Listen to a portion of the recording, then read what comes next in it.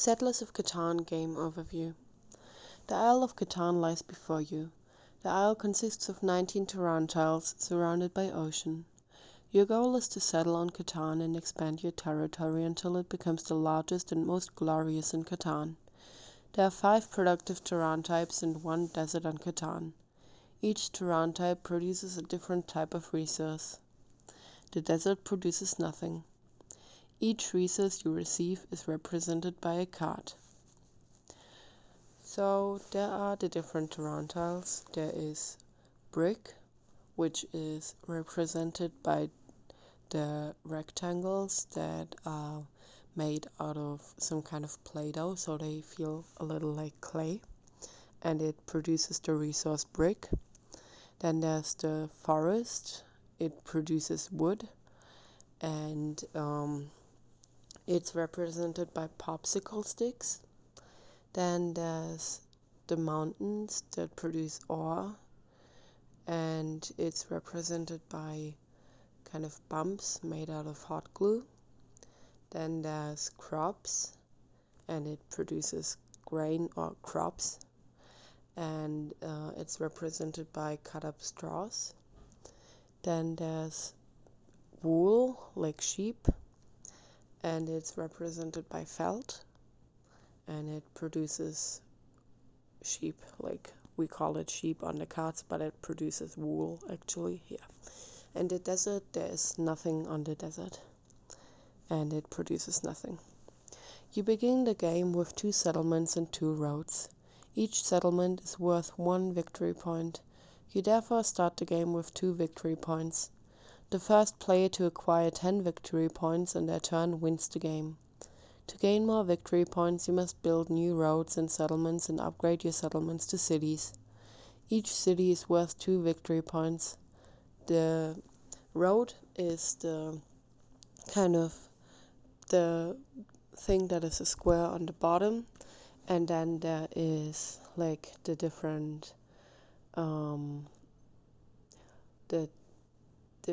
like geometrical forms on top of it, like circle, square, or diamond, whatever you want to call it, a cross, and a triangle. And the city settlement is the same, it's just on a round tile, and the city is also the same like the settlement. There's just one more, a little smaller geometrical shape on top of the already existing geometrical shape that would represent the settlement, so it's twice as high as the settlement.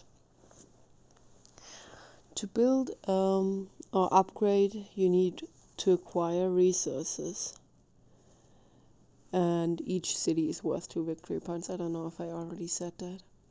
How do you acquire resources? It's simple. Each turn you roll 2 dice to determine which Terran hex produce resources. Each Terran hex is marked with a round number token. If, for example, a 10 is rolled, all Terran hexes with a 10 number token produce resources.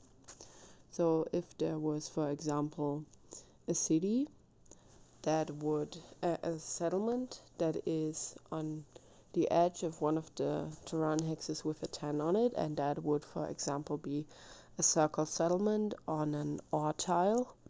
The circle player could get one ore card, resource card, and if it was a city, the circle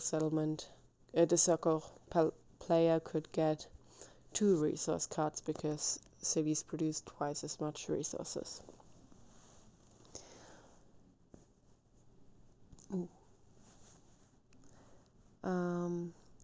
You only collect resources if you own a settlement or city bordering these Terran hexes. So if you have a city or settlement that is on the edge of one of the Terran hexes and the number gets rolled, you get either 1 or 2. If you have a city or settlement, like city 2 and settlement 1, you get resource cards, the one that is represented by the tile. Since the settlements and cities usually border 2 to 3 Terran types, they can harvest up to 3 different resources based on the dice roll. So, for example, if you're in the middle, there are always on the edges 3 Terran hexes meeting. So, except if you're on a border, you usually, when you have a settlement or city on one of the edges, you border 3 Terran hexes, so you have 3 chances with one settlement or city to get resources. Since it's impossible for you to have settlements adjacent to all Terran hexes and number tokens, you may receive certain resources only at rare intervals or never. This is tough because building requires specific resource combinations, as you can read on the building costs card, where it's also said how many victory points each one brings you. For this reason, you can trade with other players. Make them an offer. A successful trade might yield you a big build. You can only build a new settlement on an unoccupied intersection if you have a road leading to that intersection and the nearest settlement is at least 2 intersections away. Carefully consider where you build settlements. The numbers on the round tokens are depicted in varying sizes. The taller the depicted number is, so the more combinations there are, you can get the number with. So you have 2 dice, and the 8 and the 6 are the ones with the highest chance of being rolled, because you have a lot of combinations that you can achieve 8 and 6 with.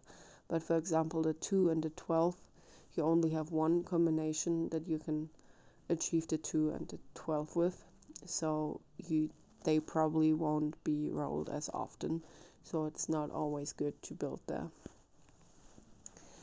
The more likely that number is to be rolled. The red numbers 6 and 8, so 6 and 8 are the tallest numbers with the highest possibility to be rolled frequently.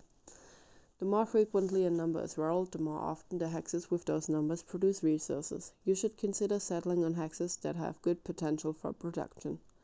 So 6 and 8, and better not 2 and 12, but if it's not otherwise possible, you can always settle there. It's not that bad. However, these same high-producing hexes are often the primary target for the robber, which blocks Terran hex. Yeah, those were the basic rules, and this was the game overview, and the other rules that explain it a bit more and better for the people who have not played yet will be in the video with the title Settlers of Catan Game Rules.